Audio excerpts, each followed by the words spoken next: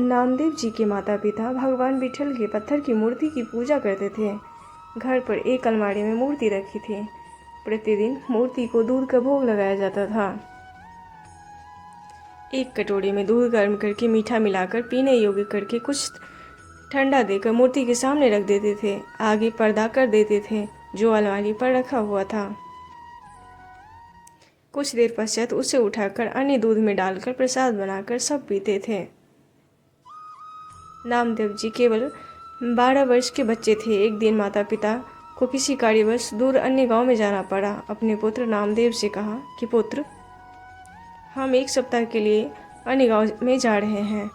आप घर पर रहना। पहले विठल जी को दूध का भोग लगाना, फिर बाद में भोजन खाना। ऐसा नहीं किए तो विठल भगवान नाराज हो जाएंगे और आपको श्राप दे देंगे। अपना हित हो जाएगा। यह बात माता पिता ने नामदेव से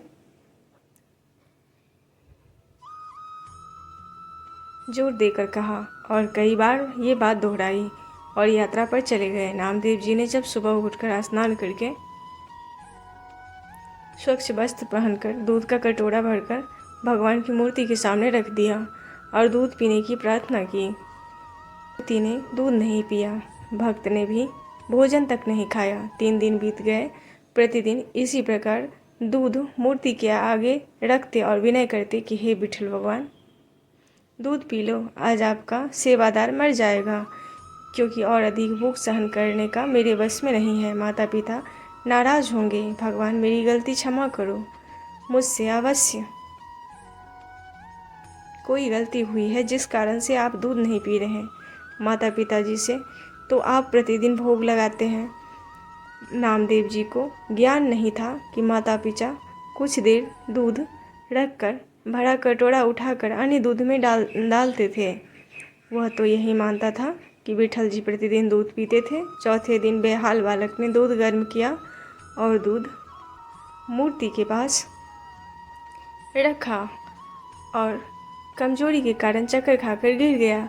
फिर बैठे बैठे अर्जी लगाने लगा तो उसी समय मूर्ति के हाथ आगे बढ़े और कटोरा उठाकर सब दूध पी लिया। नामदेव जी की खुशी का कोई ठिकाना नहीं था। फिर स्वयं भी खाना खाया,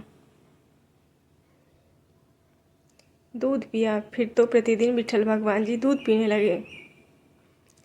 7-8 दिन पश्चात नामदेव जी के माता पिता लौटे और सर्वप्रथम पूछा कि क्या विठल जी को दूध का भोग लगाया।